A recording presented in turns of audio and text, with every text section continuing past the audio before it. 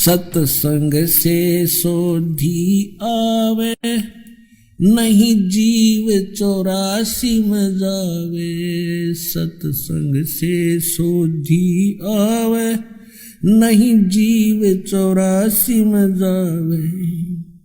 अब मेटो द्वेष और राग, हो राग या उम्र बतेरी जाली। अब मेटो द्वेष और राग, हो राग या उम्र बतेरी जाली।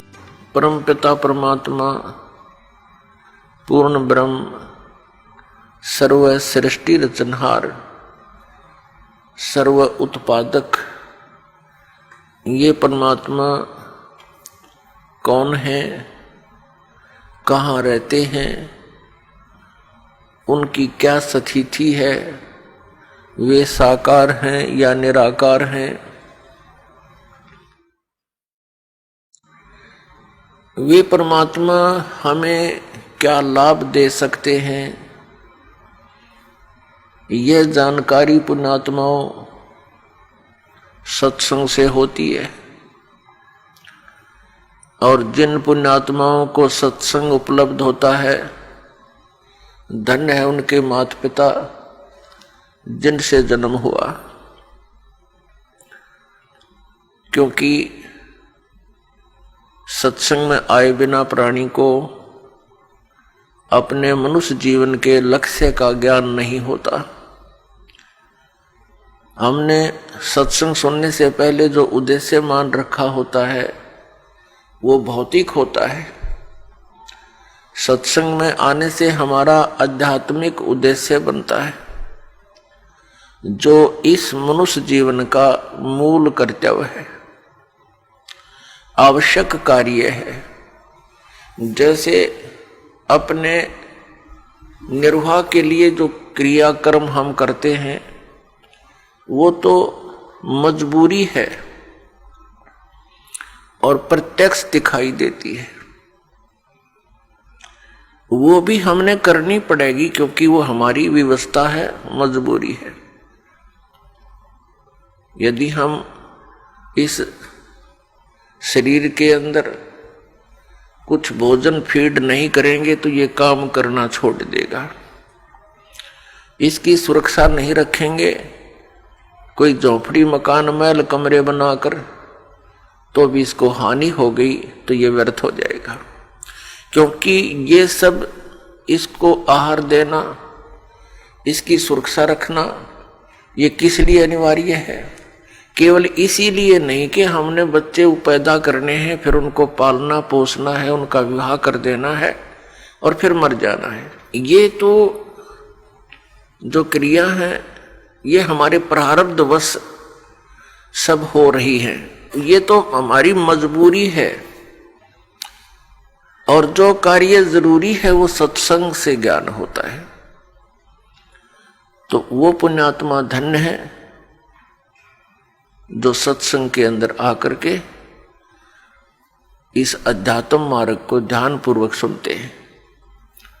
कुछ एक सत्संग में भी आते हैं, यहां बैठकर भी अन्य ही चिंतन करते रहते हैं, क्योंकि हमारे ऊपर इतना प्रेशर डाल रखा है इस काल भगवान ने, ऐसी परंपराएं बनवा दी हमारी कि हम सारा जीवन उन्हीं को पूरा करने में मर जाते हैं। जैसे बड़ी बड़ी कोठियां बनाना, विवाह के अंदर एक विशेष ड्रामा करना, एक से बढ़कर एक दान लेना और देना हमने एक परम कर्तव्य मान लिया, एक शोभा मान ली जो हमारी शत्रु है। अध्यात्म मार्ग में सबसे बड़ी शत्रु है ये वस्तु जो हम सर्व अधिक करते हैं। एक प्लाट ले लिया, संतुष्टि नहीं, दूसरा और ले लूं।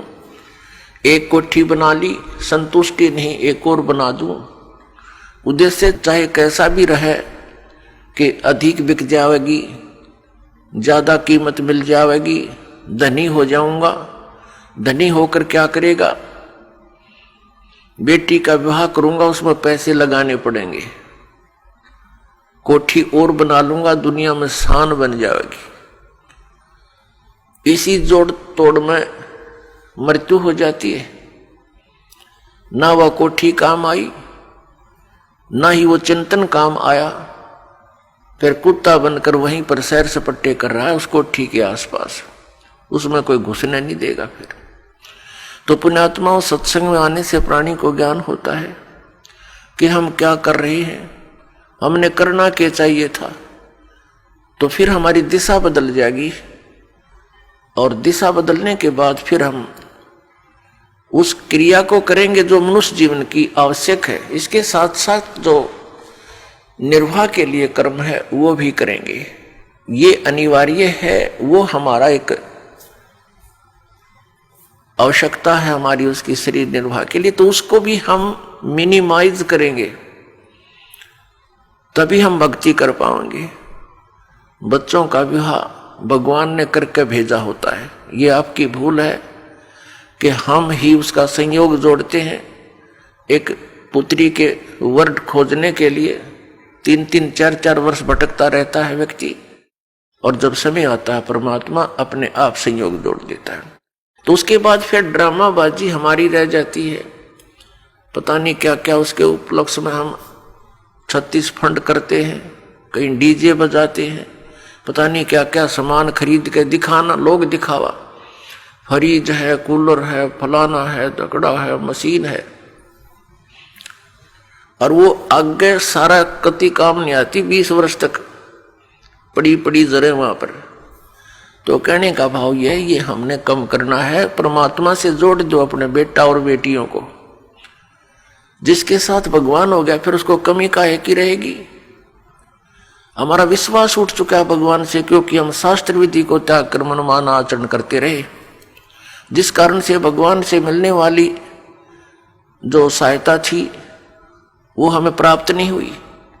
भगवान की भक्ति करते करते भी हम ज्यों के त्यों बने रहे, आपदाएं आती रही, निर्धन होते चले गए, व्यवसायों में घाटे बनते चले गए, भगवान से आस्था हट गई। एक जगह गए, दूसरी जगह गए, वहां भी बात नहीं बनी, तीसरी जगह गए, चौथी जगह गए, नहीं बात बनी, तो अंत में हम नास्तिक हो जाते हैं कि भगवान है ही नहीं।